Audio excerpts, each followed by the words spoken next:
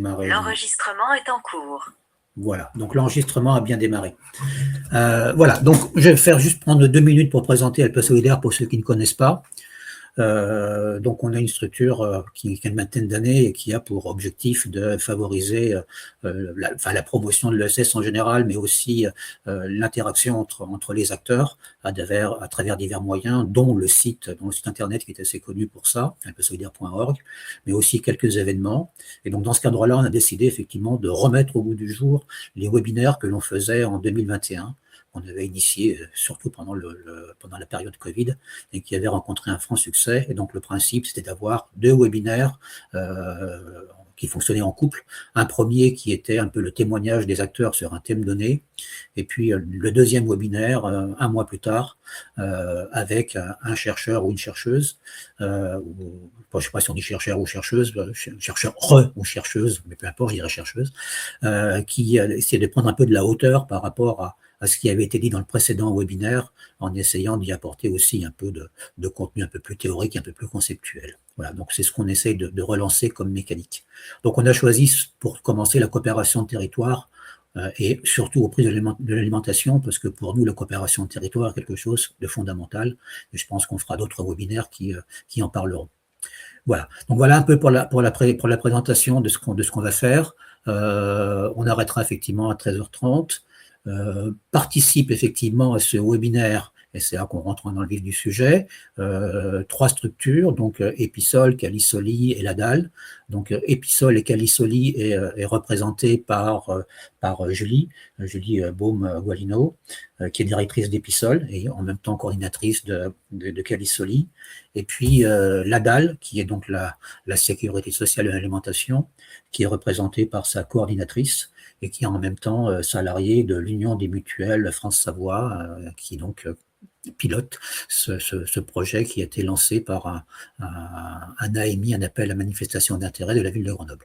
Voilà, donc moi pour l'instant je vais me taire et je vais donc donner la parole tout de suite à, je crois que c'est à Julie, non, voilà, pardon. Oui. On va faire en tandem et peut-être varier les premières et deuxièmes, donc je démarre pour présenter Episol et Calisoli. Donc moi, je suis directrice d'Episol depuis 4 ans maintenant. Episol est une association loi 1901 d'intérêt général qui existe depuis 2014 et qui porte aujourd'hui 3 dispositifs qui couvrent tout le territoire de l'agglomération. Elle dessert 17 sites par semaine en plus de son magasin. Vous ne voyez sans doute pas très bien là sur la slide qui apparaît à votre écran, mais aujourd'hui, Episol, c'est du coup 22 salariés et pour un peu plus de 17 ETP, un budget qui se rapproche du 1 million d'euros, 6 centres d'activité que sont le magasin, donc qui est une épicerie de quartier installée à Capuche, qui accueille à peu près 150 clients par jour, la mobile, qui est l'épicerie ambulante, et les paniers. L'entrée du projet, c'est la solidarité alimentaire, donc la tarification solidaire adaptée à vos revenus pour accéder à des produits alimentaires de préférence de qualité. Donc, ces 3 dispositifs, panier, mobile et magasin, sont des dispositifs opérationnels. Nous avons en outre un gros dispositif anti-gaspi de récupération de denrées non consommées ou invendues, un chantier d'insertion, donc un centre ressources sur lequel on fait du transfert d'expérience et tout particulièrement, on coordonne le collectif Calisoli, le collectif des acteurs de l'alimentation solidaire en Isère. Episol, en 2025, a 3700 bénéficiaires sur le territoire, beaucoup de missions, une grosse mission aussi d'animation sociale et de sensibilisation autour des questions d'alimentation.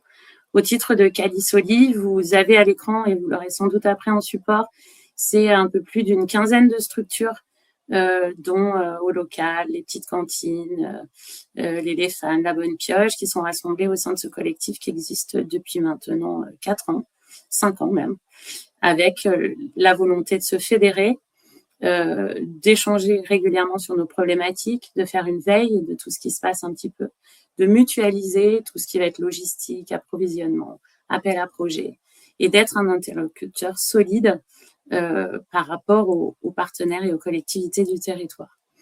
Donc, c'est un exemple très concret de coopération dès sa naissance, en fait. C'est un collectif qui est porté par la métro depuis ses origines, qui est rentré dans le fonds structurant de Grenoble-Alpes Métropole. Et voilà, je vais laisser la main à Lola parce que j'ai toujours peur de prendre trop de temps.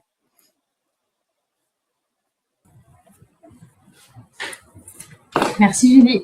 Bonjour à toutes et tous. Donc moi c'est Lola Lakoum, je suis coordinatrice de la DAL, qui est la Caisse de sécurité sociale de l'alimentation à Grenoble. Donc moi je suis en poste du coup depuis septembre 2025 parce que le projet a été lancé en juin 2025 et je suis salariée d'une structure mutualiste qui s'appelle l'Union des mutuelles France-Savoie qui porte juridiquement et administrativement le projet.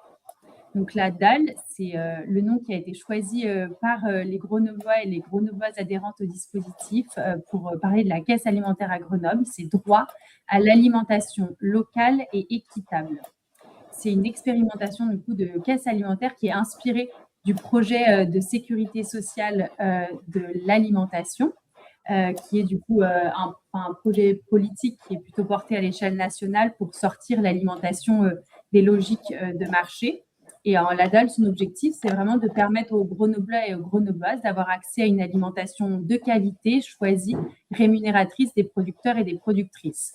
Donc, sous les grands principes de la sécurité sociale de l'alimentation, la caisse alimentaire de la DAL, elle fonctionne avec du coup des adhérents qui contribuent tous les mois en fonction de leurs moyens à une caisse alimentaire et qui reçoivent une allocation, enfin un crédit alimentaire pour aller, qui pourront dépenser dans des lieux qui ont été choisis démocratiquement par un comité de citoyens. Donc l'idée, c'est que ça s'adresse dans la mesure du coup du possible, mais à toutes les personnes sans distinction, donc tous les Grenoblois et Grenobloises, et qui est du coup une contribution en fonction des revenus.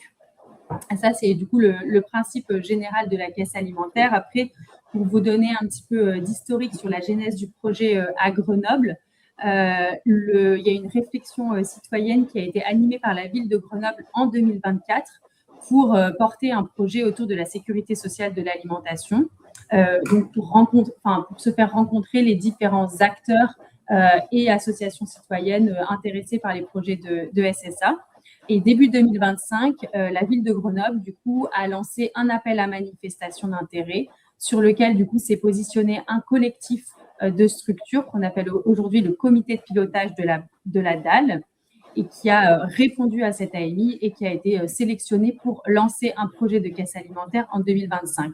Du coup, ce comité de pilotage, il est composé de différentes structures du territoire en lien avec la chaîne de production, enfin les maillons de production et distribution de l'alimentation et aussi autour de la sensibilisation et de l'animation des sujets alimentaires. Donc, on a dans les distributeurs, on a notamment du coup Episol, on a les Biocoop, on a la Confédération paysanne de l'Isère qui représente les producteurs et les productrices du territoire.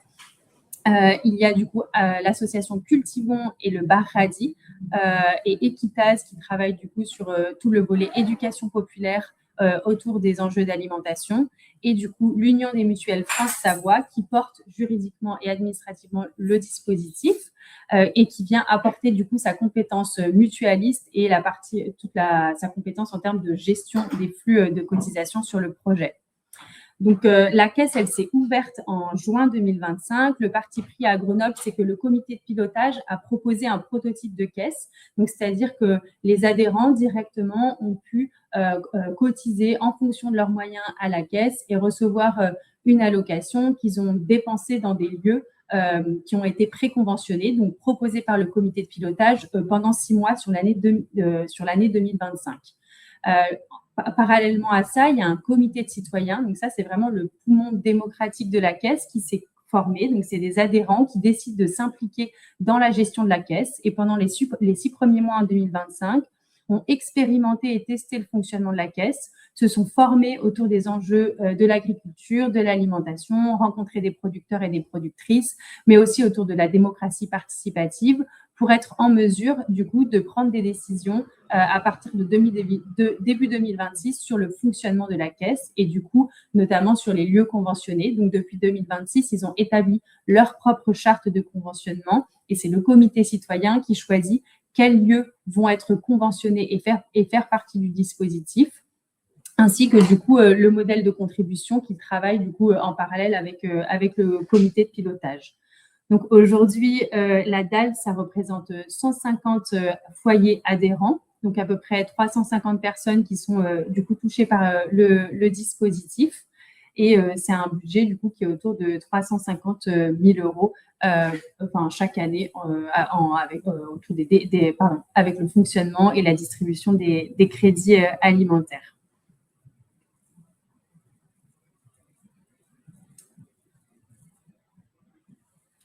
Le temps que je reprenne le micro.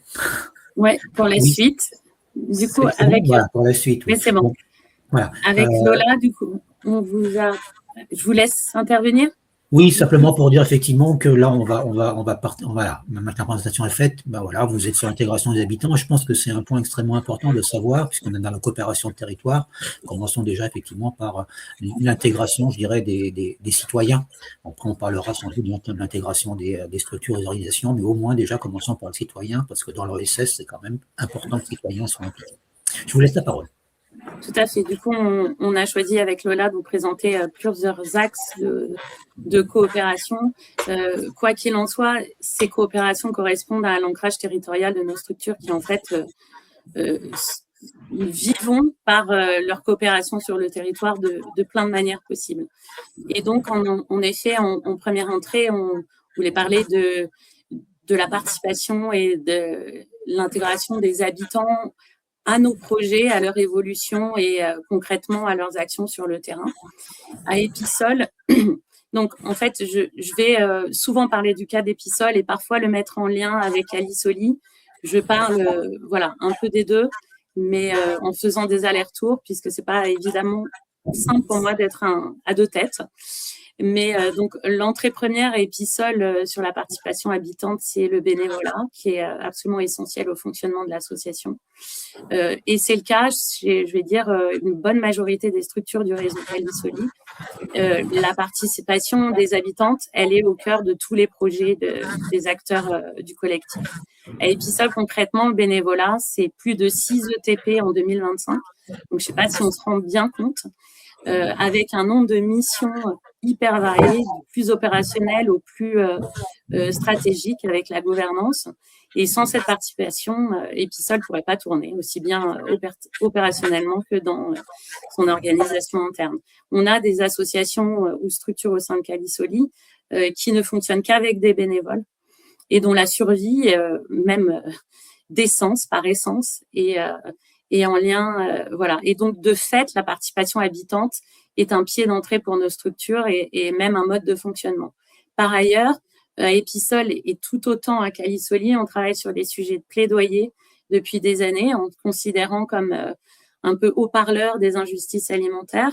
À Epissol, on a déjà mené plusieurs projets dans ce cadre, dont une expo qui tourne un peu sur Grenoble tout au long du mois de l'année 2026, qui s'appelle Fin du mois, avec MOI à la fin.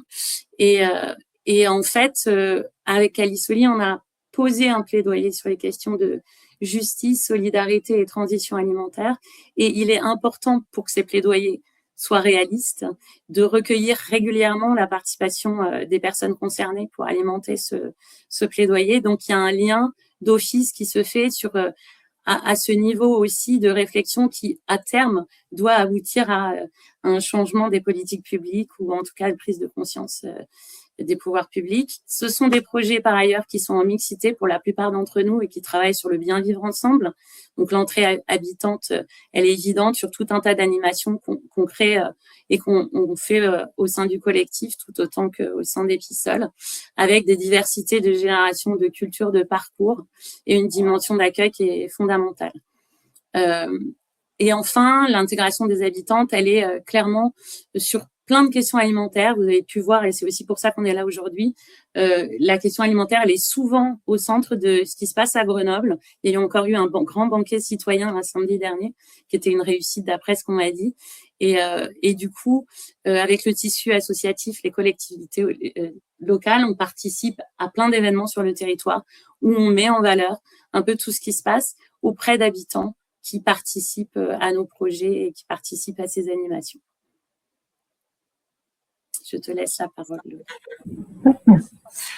Et ben, de la même manière, dans la poursuite un petit peu de ce qu'a décrit Julie, la DAL, c'est aussi un projet citoyen qui repose aujourd'hui sur l'implication des habitants et des habitantes, parce que du coup, l'essence aussi de ce projet-là, c'est de permettre aux habitants de reprendre du pouvoir d'agir et des décisions sur leur alimentation.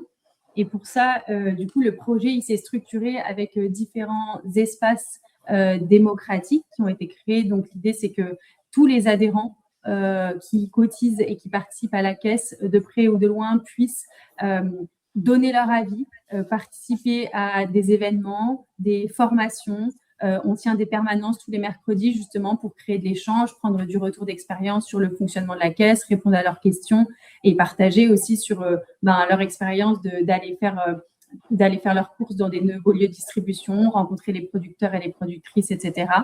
Ensuite, il y a un autre espace qui est les groupes de travail, parce que du coup, le comité citoyen dont je parlais tout à l'heure, c'est structuré en groupes de travail thématiques. Donc, ils vont travailler sur le conventionnement, du coup, aller chercher des nouveaux lieux de distribution, des producteurs, des productrices. Et là, du coup, tous les adhérents peuvent participer à ces groupes de travail et à ces réflexions pour formuler, du coup, des propositions au comité citoyen.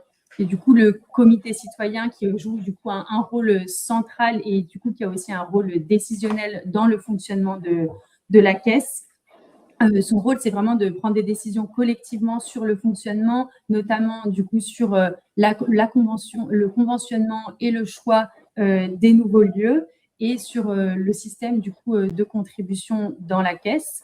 Et pour ça, du coup, on s'est rendu compte qu'il fallait, aussi utiliser des outils, et nous on utilise plutôt l'éducation populaire avec du coup le soutien d'Equitase et de Cultivons dans la co-animation pour créer un espace de confiance, d'interconnaissance et poser un cadre commun pour prendre justement des décisions. Donc typiquement, comment est-ce qu'on prend des décisions en commun au consentement. Donc ça, on s'est mis d'accord, on a créé une charte de fonctionnement du comité citoyen. Après, du coup, ce qu'on se rend compte aussi, c'est que c'est des espaces, et ça, c'est un point d'amélioration qu'on a identifié aujourd'hui, c'est des espaces, du coup, des réunions qui ont lieu tous les mois, les comités citoyens, et qu'on va retrouver, du coup, un certain type de personnes. Et aujourd'hui, c'est comment se dire qu'on peut intégrer toutes les personnes, tous les adhérents au projet qui puissent donner leur avis et participer d'une manière ou d'une autre, du coup, au comité citoyen et se sentir à l'aise dans ces espaces de débat et de réunion. Du coup, peut-être s'impliquer d'autant plus aussi dans les quartiers pour faire du lien. Mais voilà, du coup, peut-être l'idée aussi de nos deux projets, pour faire le lien aussi avec ce que disait Julie, c'est qu'on puisse proposer des espaces démocratiques et favoriser du coup la mixité des publics. C'est vrai que nous aussi, au comité citoyen et à la DAL en général, on a différentes portes d'entrée dans le dispositif. Ça va être l'entrée plutôt militante, des personnes qui vont venir plutôt pour des raisons économiques ou de santé, ou alors du coup des personnes plutôt sur le volet solidarité. Mais l'idée, voilà, c'est de faire aussi dialoguer différents publics, se rencontrer autour de l'alimentation et les faire rencontrer aux producteurs et aux distributeurs. Et enfin, pour le commun aussi qui nous rassemble et qui fait le lien avec les habitants, c'est tout ce travail de sensibilisation et de participation autour des enjeux de la transition et de la solidarité alimentaire. Ça, aujourd'hui, on peut le faire vraiment de manière solide, vraiment parce qu'on coopère et parce qu'on est complémentaires et qu'on travaille ensemble sur tout ce qu'on peut proposer aux habitants. Et ça, voilà, je pense que c'est essentiel aussi pour qu'on ne se marche pas sur les pieds et qu'on propose quelque chose à différents publics et qui peuvent rassembler autour de cette même question. Et typiquement, justement, ce que tu dis, Julie, là, ça me fait penser au fait que nos deux projets sont aussi imbriqués parce que du coup, Episol est un lieu conventionné de la DAL et fait partie du comité de pilotage. Et en fait, aujourd'hui, nous, on a de nombreux adhérents de la DAL, du coup, qui ont connu le projet par Episol, et inversement, du coup, à la DAL, on va parler d'Episol, et l'idée, du coup, c'est aussi de mettre en lien les différents acteurs et que les habitants entre eux puissent découvrir aussi le maillage territorial qui se fait avec les propositions autour de l'alimentation, autour de la distribution, de la production et de la sensibilisation. D'accord. Donc, je reprends la parole pour faire un peu la transition. Effectivement, vous parlez de dimension participative, de sensibilisation, favoriser la mixité. Donc, ça, c'est pour l'aspect, effectivement, de l'engagement citoyen, c'est l'aspect des personnes en tant qu'individualité qui sont partie prenante du projet. Et il y a cette dimension, effectivement, d'après dans ce que vous dites, sensibilisation et autres, qui est aussi, je dirais, la partie éducation populaire qui va avec. Et donc, l'éducation populaire, c'est en même temps acteur et en même temps on réfléchit à ce que l'on fait et on fait de la sensibilisation et de l'éducation collective. Et puis, effectivement, il y a l'autre aspect, là c'est la partie, je dirais, un peu aval du projet et la partie amont qui sont les producteurs. Et donc, c'est sans doute intéressant que vous nous disiez aussi comment vous coordonnez et comment vous faites aussi de la coopération de territoire avec les producteurs eux-mêmes. Je vous laisse la parole. Tout à fait, Lola. Tu veux démarrer et puis moi je prends comme tu veux. Comme ça. Allez, on inverse. Allez.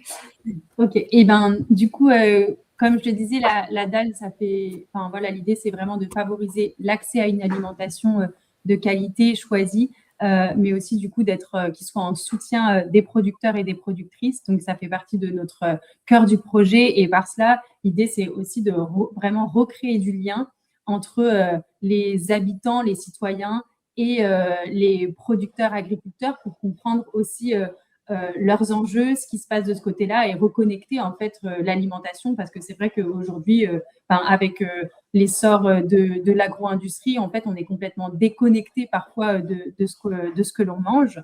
Et dans ce cadre-là, à la dalle, du coup, la mécanique la plus importante qui est au cœur du projet, c'est le conventionnement démocratique des lieux. Et l'idée, c'est que les habitants, membres du comité citoyen, vont pouvoir aller rencontrer les producteurs via des visites de ferme, se former sur les enjeux de l'agriculture. Et ils ont établi, du coup, fin 2025 et début 2026, une charte du conventionnement, donc établi différents critères autour de la gouvernance, des typologies d'approvisionnement, de la localisation, pour se questionner sur quels types de lieux ils ont envie d'aller s'approvisionner aussi aujourd'hui sur le territoire. Et donc aujourd'hui, ils ont avec cette charte, il y a un processus de conventionnement, donc ils vont aller rencontrer les différents lieux de distribution, restauration et producteurs pour échanger avec eux, dialoguer, comprendre leurs enjeux et ensuite faire des propositions en comité citoyen, donc en réunion, et valider oui ou non du coup l'entrée des producteurs et des lieux de distribution dans le dispositif.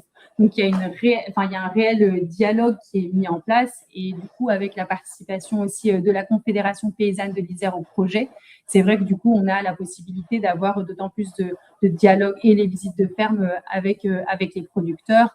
C'est aussi des personnes qui se rendent disponibles justement pour répondre aux questions des habitants sur les enjeux d'approvisionnement, etc. Après, du coup, on a une grosse question aujourd'hui qui fait débat sur notamment le conventionnement le conventionnement de nouveaux lieux à la dalle, c'est trouver le juste milieu, le juste équilibre, on va dire, pour les habitants entre accessibilité et alimentaire et soutien des producteurs. Parce que du coup, être trop restrictif justement dans leurs critères d'approvisionnement, ils se sont rendus compte que du coup, on mettait à l'écart certains lieux de distribution ou producteurs qui pour autant ont des modes de gouvernance et des valeurs qui sont complètement partagées avec la dalle. Donc aujourd'hui, c'est des questions qui font débat et des gros points de réflexion qu'on a dans l'espace du comité citoyen. Du côté de Episol et Calisoli, le lien avec les producteurs, du coup, là, notre réflexion, elle est plutôt à ce niveau-là sur les producteurs. Elle est permanente. Au sein du collectif, il y a des structures qui sont orientées, la plupart des structures sont orientées prioritairement vers la qualité, le développement des circuits courts et la transition alimentaire. Il y a des acteurs aussi de la restauration en transition alimentaire avec une dimension solidaire pour certains. Donc, il y a une singularité d'Episol, et pour parler d'abord pour ma paroisse, qui œuvre d'abord dans l'entrée de son projet associatif pour la solidarité alimentaire. mais qu'il y a aussi dans son projet de développer au maximum les approvisionnements de qualité et de proposer des produits de qualité à ses publics. Et dans les faits, la réalité depuis des années, c'est qu'on a quand même beaucoup de mal à concilier les deux, parce que voilà, les produits en circuit court de qualité souvent sont pas forcément très accessibles à nos publics, voire même nos publics passent devant en pensant que de toute manière c'est pas calibré pour eux. Donc il y a plusieurs travaux qu'on mène, mais le premier travail c'est de développer nos en circuit court en interne avec tout un travail qu'on a démarré depuis 2 ans sur une charte des achats responsables et la volonté d'améliorer dans tous les axes la qualité de nos appros.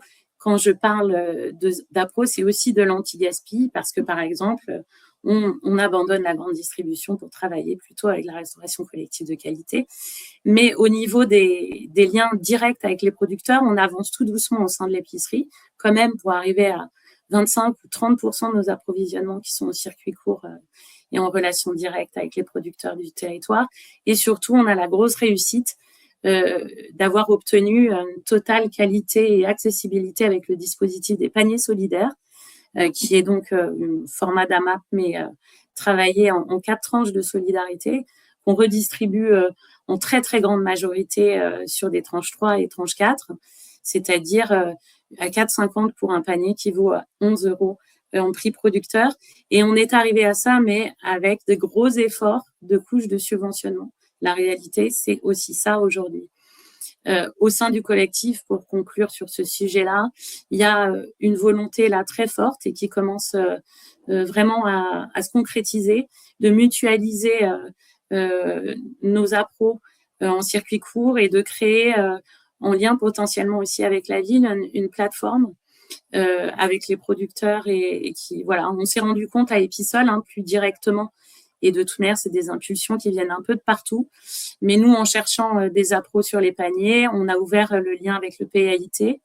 Et pour le coup, on a vu qu'il y avait vraiment une envie des producteurs de travailler avec nous, acteurs du territoire, et notamment acteurs de la solidarité. Et du coup, voilà, il y a une réflexion, même là, les contacts, la chambre d'agri, pour arriver à travailler sur des achats groupés. Et donc, ces liens-là, ils se développent d'année en année. C'est très satisfaisant pour des structures, même comme Episol, dont l'entrée est d'abord la solidarité. Voilà, solidarité et qualité et transition, et on y est. À toi. Et du coup, non, peut-être finir sur les communs. Donc, nos communs, je pense que vous les avez trouvés. On œuvre dans le champ de la transition alimentaire au sens large, mais c'est vraiment avec l'idée de travailler avec notre territoire. Par exemple, sur les paniers, on ne distribue plus de fruits parce que l'offre de fruits est beaucoup trop restreinte au profit de variétés de légumes qui sont très bonnes et de grande qualité. Et donc, l'idée, c'est toujours d'ouvrir des débouchés aux producteurs du territoire. C'est vraiment aussi l'essence de la dalle, mais une des 2 essences de la dalle. Et à Episol et avec Calisoli, je pense qu'on se rapproche pas mal des objectifs. En tout cas, d'année en année, c'est mieux. Le 3e sujet qu'on voulait aborder avec vous sur ce thème de la coopération, c'est la collaboration avec les acteurs du territoire et actrices du territoire. Je prends la main, Lola, puis je te la laisserai. Oui, bien sûr. Donc, Episol, évidemment, on revient un peu plus précisément sur la coordination Calisoli. Calisoli, du coup, c'est à minima 5 groupes de travail, rencontres par an, qui sont un peu des plénières au cours desquelles on se fixe un ordre du jour qui peut concerner toutes les structures en général, parce que sinon on essaye maintenant de trouver des espaces dédiés en groupe de travail bénévolat qui ne concerne pas toutes les structures, un groupe de travail appro qui ne concerne pas forcément toutes les structures. Voilà, on se rejoint d'abord dans la volonté, l'envie, le besoin d'échanger sur nos problématiques, puisqu'on a souvent quand même des problématiques communes et des enjeux qui peuvent être communs. Sont présents à ces coordinations la ville de Grenoble et Grenoble Alpes Métropole, donc qui jouent vraiment le jeu aussi de la collaboration et de l'ancrage de nos structures avec ce qui se passe sur le territoire. Donc ça, c'est très précieux. Quand il y a une de nos structures qui est en peine ou en recherche de débouchés ou en peine de fonctionnement, on est solidaires entre nous et ça compte beaucoup pour le coup. On fait beaucoup d'animations en commun. Nous, à Episol, étant donné qu'on a notre métier d'entrée, c'est pas forcément l'animation, mais c'est une dimension du projet associatif. Donc, on n'a pas, par exemple, les moyens de faire des ateliers cuisine, mais on est très en lien avec, par exemple, les petites cantines, Cultivons, et avec toujours cette idée qu'on évoquait tout à l'heure de se faire se rencontrer les publics de Cultivons ou des petites cantines ne seront pas forcément les mêmes qu'à Episol. Et pour le coup, voilà, travailler et mettre en lien et mettre en lumière toutes ces questions via aussi la représentation qu'on fait aux événements, aux grands événements de l'agglomération, c'est toujours plus fort, plus marquant, plus solide quand on est à plein d'acteurs réunis derrière des mêmes valeurs. La collaboration avec les acteurs du territoire, et là je vais plus parler pour Episol, elle se noue aussi sur d'autres liens avec le secteur privé. Nous, on a tout le volet qu'on travaille depuis maintenant quelques années pour sécuriser l'association sur les financements privés. On travaille avec les RSE du territoire sur plein d'axes qui peuvent être le bénévolat, mais aussi le soutien, le mécénat financier, le mécénat de compétences. L'idée, c'est de faire aussi des passerelles avec le secteur privé entreprise sur notre chantier d'insertion, des passerelles vers l'emploi, vers les stages, etc. On travaille, nous, à Episol, avec structure de la grande précarité, puisqu'au bout de la chaîne du tri et la redistribution de l'anti-gaspi, il y a aussi ces structures de la grande précarité. Et puis, on a un fort partenariat essentiel à la survie d'Episol avec le marché d'intérêt national de Grenoble et Veolia, avec lesquels on a une convention tripartite pour l'anti-gaspi et sur lequel on est assez exemplaire en France, puisque Veolia aime bien nous mettre en vitrine. Donc ça, ce sont quand même des bons exemples de collaboration entre acteurs privés du territoire et qui fonctionnent sur plein d'axes différents.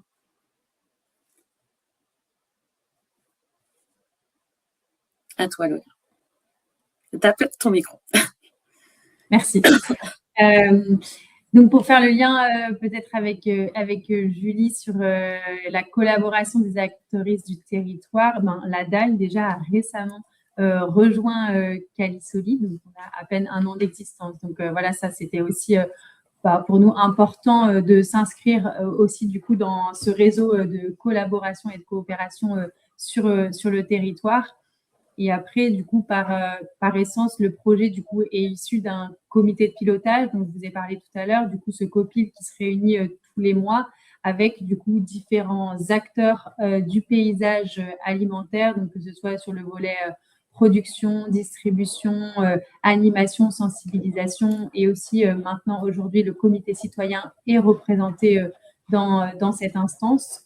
Ensuite, l'idée, c'est que, du coup, on a un second cercle de partenaires qui est animé du coup avec des réunions une fois tous les trimestres. C'est tous les partenaires qui sont intéressés de près ou de loin par le projet, inclus du coup les lieux qui sont conventionnés.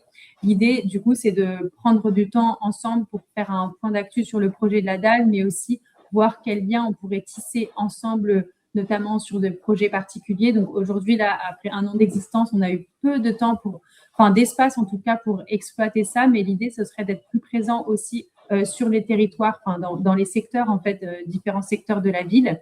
Typiquement, du coup, on a beaucoup d'adhérents sur le secteur 6. Comment refaire du lien aussi avec la régie de quartier, avoir peut-être du coup refaire du lien aussi avec les habitants autour de la DAL, du choix des structures qu'ils aimeraient voir conventionnées dans leur quartier, etc. Donc ça, c'est vraiment des ambitions qu'on a et qui sont posées. Et ensuite, sur d'autres instances, on a le comité scientifique.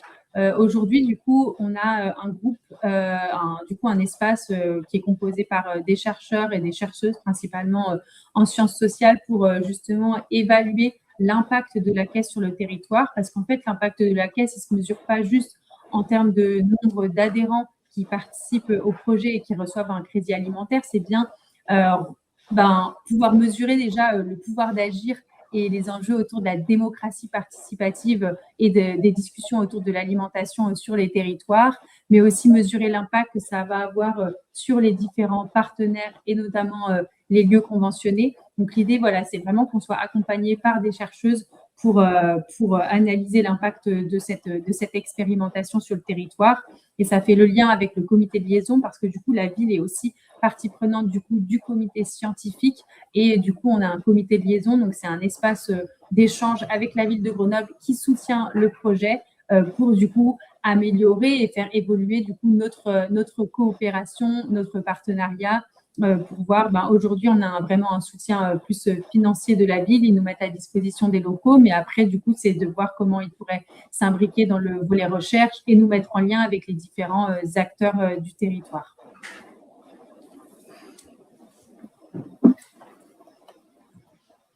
Ok, Je me permets de reprendre un moment, si oui. vous voulez bien, parce qu'il est 13h10 et si on veut parler, si on veut laisser un peu de temps pour les questions, ouais. il reste encore on termine rapidement sur le dernier volet. Avec les collectivités, voilà, histoire qu'on se garde une dizaine de minutes pour répondre aux différentes questions. Voilà, je vous redonne la parole. Il n'y a pas de problème. Du coup, j'y vais. Calisoli, donc on l'a évoqué tout à l'heure, le lien aux collectivités locales, il est indispensable pour des structures comme les nôtres. C'est-à-dire s'il n'y a pas aussi le soutien des partenaires, à la fois pour le soutien financier, mais aussi logistique, comme on l'a vu, nous aussi, on a une mise à disposition de nos bureaux administratifs, par exemple. Et puis, voilà, il faut qu'on participe de la vie aussi de ces collectivités territoriales. La métro, comme je vous l'ai dit, est à la base soutien de l'existence même et de la naissance du collectif. Et Epissol, dès sa fondation, dès sa création, en fait, de toute manière, un des 3 membres fondateurs d'Epissol CCS de la ville de Grenoble. Mais dans l'orbite, il y avait tout de suite déjà le département qui avait cette volonté d'épicerie mobile, la métro aussi qui ça a intéressé pour desservir les territoires. Et Epissol, c'est vraiment un projet de territoire avec des axes multiples. Donc, la vie est portée par, elle porte les paniers et la mobile, le département porte l'épicerie solidaire, dont la dimension ambulante et l'insertion, la métro sur le volet transition et insertion. Et notre objectif de mission d'intérêt général nous permet vraiment de nous insérer et de faire valoir l'importance pour nous d'être soutenus par la métro et le département et la ville de Grenoble qui sont les acteurs. Voilà. Et l'idée aussi avec les collectivités locales, c'est de monter des projets collaboratifs. Epissol, par exemple, elle est à pro des défis cuisine qui sont un temps fort de l'année, mais elle a aussi été à pro des banquets. Et en fait, c'est ce lien aussi qui est solide et qui permet aux structures comme les autres de se consolider sur des événements de territoire qui sont importants. Voilà. Du coup, moi, comme je vous l'avais dit, la DAL, c'est ce que j'ai mentionné tout à l'heure, est exclusivement soutenu par la ville de Grenoble, notamment du coup financièrement suite à l'AMI.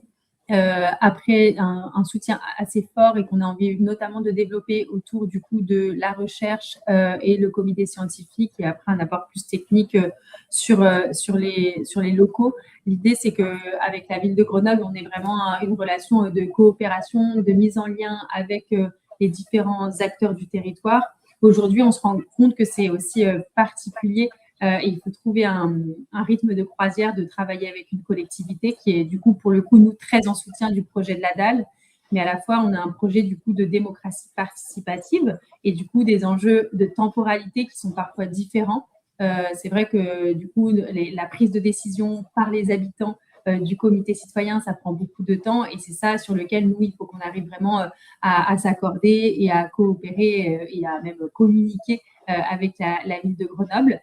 Et par ailleurs, du coup, on a aussi cette ambition donc, de créer du lien avec d'autres collectivités locales, notamment du coup à l'échelle du PAIT, comme tous nos lieux en fait conventionnés aujourd'hui ne s'arrêtent pas sur le territoire grenoblois, mais vont dans un territoire du PAIT. Et l'idée, voilà, c'est aussi de développer du lien avec le département, la métropole, sur des projets plus de coopération territoriale. Et je pense qu'on avait fait à peu près le tour. Très bien. Donc, on arrive effectivement à la phase un peu des questions. On va avoir un petit quart d'heure, c'est très bien. Un petit quart d'heure, effectivement, pour répondre aux différentes questions. Et on va faire déjà il y avait une première question qui avait été posée très, très rapidement concernant la SSA et la DAL, c'est-à-dire 350 personnes concernées sur 60 000 habitants. A priori, c'est très peu, c'est ce que disait Pierre-Louis. Comment vous prévoyez, en plus avec un budget assez important, donc comment effectivement vous répondez à cette question-là en disant, bon, il n'y a pas trop de monde, il y a un budget très important pour l'instant, est-ce qu'il y a un point d'équilibre à atteindre à un moment donné ou pas, et en combien de temps, quoi, en gros? Alors, du coup, pour répondre à cette question, j'ai commencé, je pense, à y répondre tout à l'heure, mais l'idée, du coup, c'est que déjà, la DAL, c'est un projet d'expérimentation. Donc, on a un comité scientifique, justement, qui va venir pour appuyer et se rendre compte de l'impact de cette expérimentation sur le territoire. Et comme je disais, l'idée, c'est pas de prendre juste en fonction du nombre d'habitants, mais c'est vraiment un projet de démocratie participative qui redonne du pouvoir d'agir aux habitants sur leur alimentation. Donc, c'est aller plus loin que de se dire on a 100 personnes qui sont dans le dispositif, mais plutôt de se dire on a de nombreuses personnes en situation de précarité, des personnes aisées qu'on va pouvoir, de différents milieux, on va dire, qui vont pouvoir échanger ensemble sur des sujets d'alimentation, se mettre en lien avec les producteurs, se former, un impact aussi sur du coup les producteurs et les lieux de distribution du territoire dans lesquels ils vont pouvoir aller faire leurs courses. Donc voilà, l'idée c'est vraiment que ça ne s'arrête pas juste à une aide, un crédit alimentaire, mais plus de prendre en compte d'une part la démocratie participative qu'il y a autour du projet et l'implication des citoyens et l'impact que ça va avoir sur les acteurs du territoire et les liens qu'on va pouvoir établir notamment avec les filières de production. Ok. Je crois que Pierre-Louis avait une question à poser. Bon, j'en ai écrit beaucoup, donc j'essaie d'en choisir celles qui me paraissent les plus importantes. J'ai mis toutes mes questions là-dedans. J'ai juste participé à la SSA et je pense qu'aux réunions préparatoires qui se passaient au CS, vous avez bien vu qu'une bonne partie des acteurs du champ de l'aide sociale sont sceptiques et un copain avait trouvé une belle formule. Votre dispositif, perçu par l'extérieur comme un dispositif complémentaire d'aide alimentaire, ne convainc pas, est une machine à frustration. Mais je n'ai pas la SSA aujourd'hui. Moi, ce qui m'intéresse, c'est d'abord, Calisoli, est-ce que vous êtes aussi, par exemple, avec des associations dans d'autres communes que Grenoble? On parle de coopération de territoire. Donc, je ne sais pas si vous avez du Zébu à Hébin, patron dans le coup. Tout à fait, l'équitable, tout à fait. Voilà, on a des structures. Donc, je dirais, voilà, c'est typiquement le genre d'information, parce que si on va sur le site d'Alpe Solidaire, il y a une ligne quelque part sur le site internet qui dit qu'on a, il y a très longtemps, Alpeso a aidé à la création de Calisoli. Donc, ce sera intéressant des éléments un peu de. Si Calisoli peut nous donner de temps en temps des informations pour raconter ce que vous faites, ce serait sympa. Et puis, vous avez dit démocratie participative. Alors là, j'ai un jet pavlovien. Les conseils citoyens indépendants, les conseils de quartier à Grenoble depuis 12 ans, sont un échec. On le sait, tout le monde le sait, la ville le sait. En gros, c'est s'il n'y avait pas les membres des unions de quartier, il n'y aurait personne. Donc, la question, c'est il y a les maisons des habitants, il y en a 11 sur Grenoble, il y a des espaces de vie sociale, je pense à celui qui est sur la Presqu'île, il y en a un autre, je crois, dans le secteur 4. Là, voilà, si on veut toucher des habitants, c'est là. Et puis, surtout, à Grenoble, la ville, l'ancienne municipalité a cherché à les flinguer, mais ils sont toujours là. Il y a toujours 19 unions de quartier actives. Est-ce que ce sont des gens, effectivement, ils sont... Par rapport à ça, certains, je pense, sont très réservés ou n'y croient pas du tout. Ou alors, est-ce que vous avez pensé à les contacter? Parce que là, en gros, excusez-moi, mais ça donne l'impression que des gens qui pensent à peu près la même chose sont ensemble. Et quand vous dites les habitants, démocratie participative, moi, j'identifie des types d'habitants et c'est un peu embêtant. Et puis, sans oublier qu'il y a quand même sur le territoire Grenoble 4 et sur la métro, en les incluant 10, il y a aussi des conseils de quartier pour les quartiers petits de la ville qui touchent les habitants, donc là, des populations pauvres, dans ces secteurs-là. Donc, je dirais, est-ce que vous avez une action en direction de ce genre d'instance?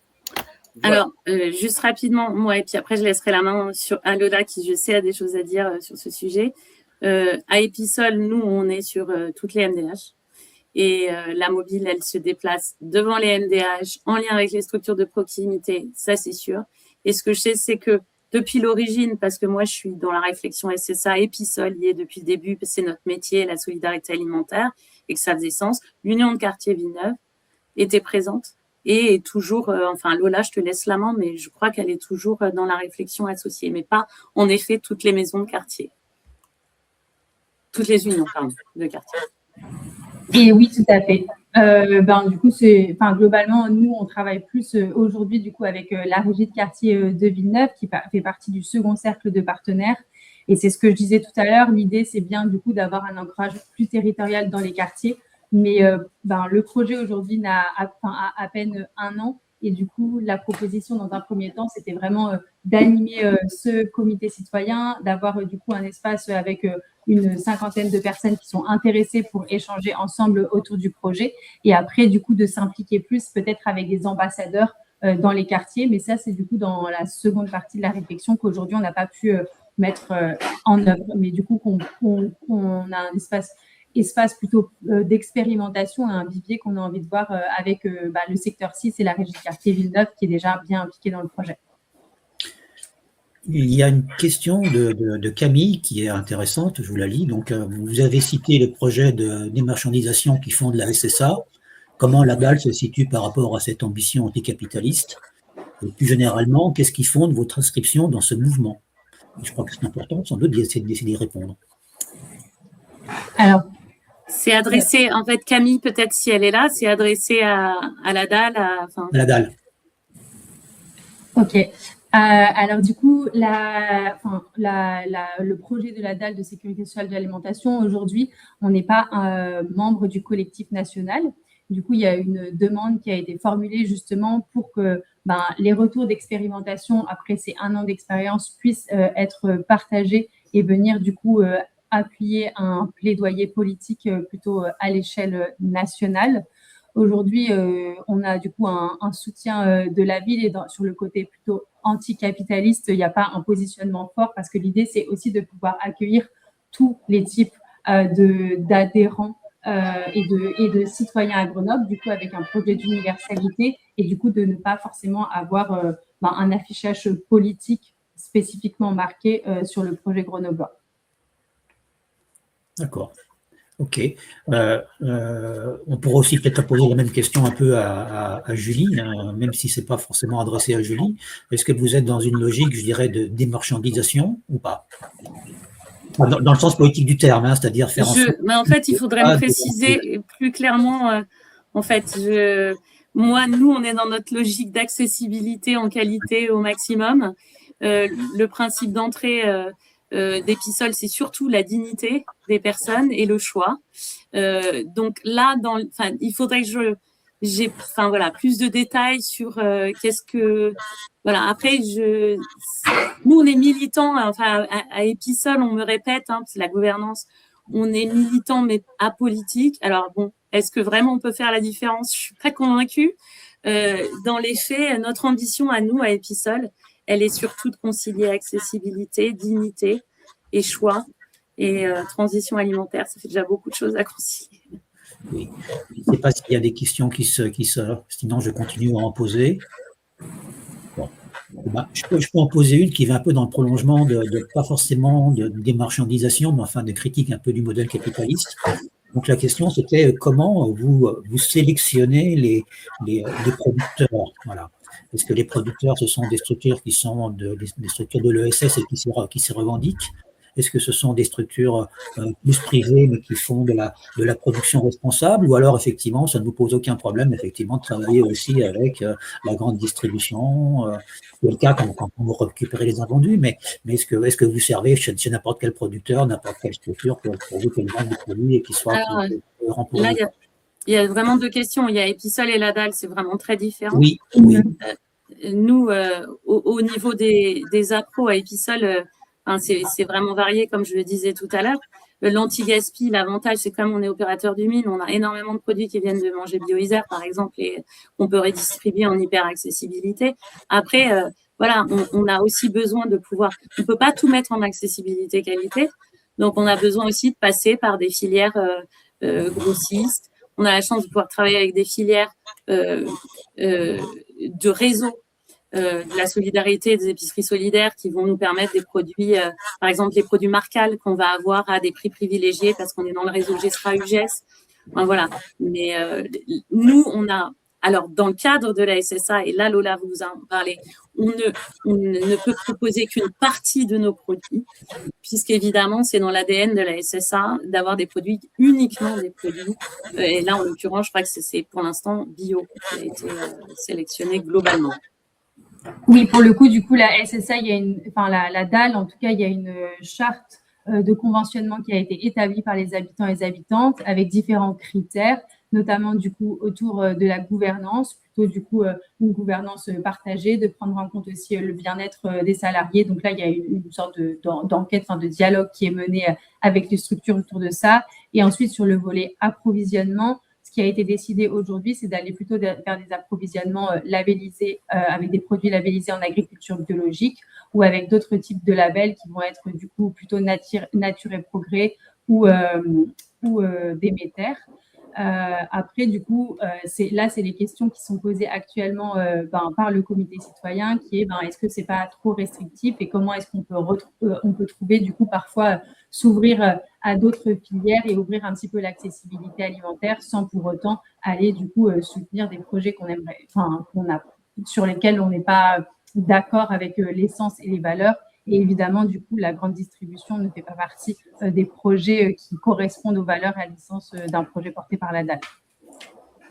D'accord. Bon. Et puis, il y avait sans doute une autre question, sauf s'il y a encore des questions dans l'auditoire. Non. Et effectivement, vous parliez tout à l'heure, je crois que c'est Episol qui parlait effectivement du lien avec Veolia. Il y a toujours un risque de greenwashing. Donc, comment vous répondez? Alors là, je vais vous dire, alors peut-être il y a un risque de greenwashing, mais pour le coup, nous, ce qui compte, c'est ce qui bénéficie à nos publics derrière. Alors là, vous voyez, je m'oppose.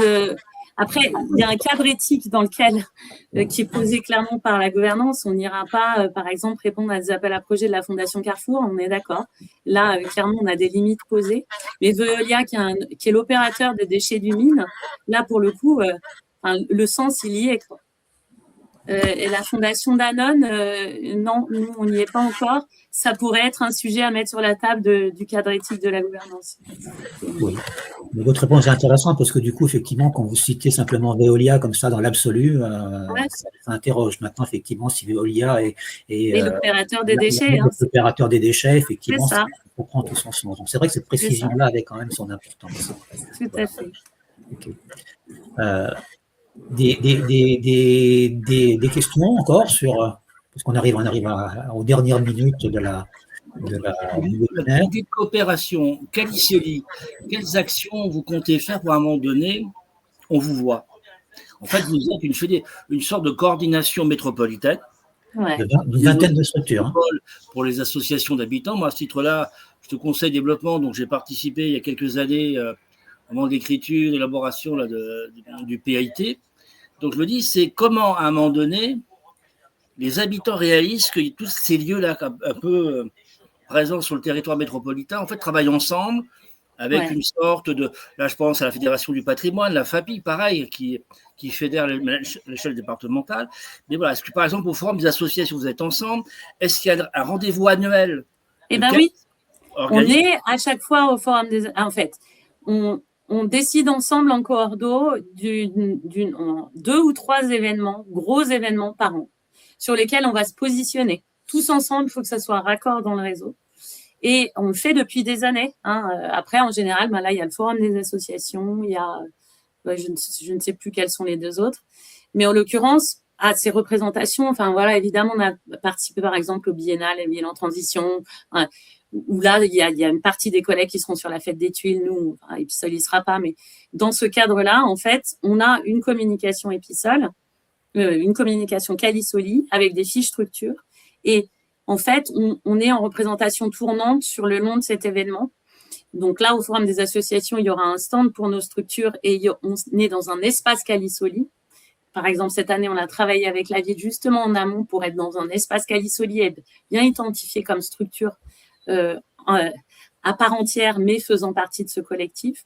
Et on fait depuis des années, cette participation où on a nos supports et les supports de Calisoli et on parle des 2 dans la mesure du possible, en parallèle à la question du plaidoyer, parce qu'en fait, tout ça, ça doit pas être délié du sens.